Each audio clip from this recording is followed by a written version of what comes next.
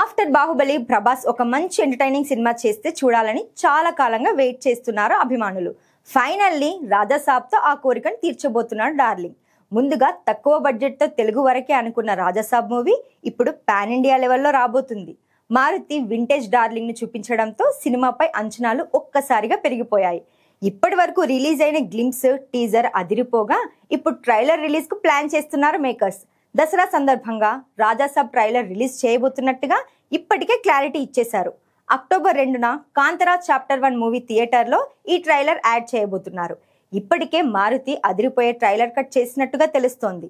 Latest గా ఈ trailer గురించి star writer cum producer Kona Venkatesh ఇచ్చిన అప్డేట్ వైరల్ గా మారింది.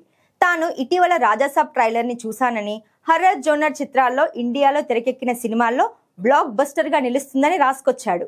ఈ సినిమా ప్రేక్షకులకు అదిరిపోయే ట్రీట్ ఇవ్వడం ఖాయమని, ప్రభాస్ పర్ఫార్మెన్స్ నెక్స్ట్ లెవెల్లో ఉంటుందని ఆయన తెలిపారు.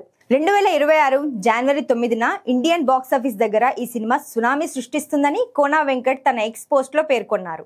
ఇక ఈ సినిమా ప్రమోషన్స్ లో భాగంగా డిసెంబర్ 20న అమెరికాలో ప్రీ రిలీజ్ ఈవెంట్ ప్లాన్ చేస్తున్నట్టుగా తెలుస్తోంది. ఈ ఈవెంట్ కు ప్రభాస్ వెళ్లనున్నట్లుగా సమాచారం.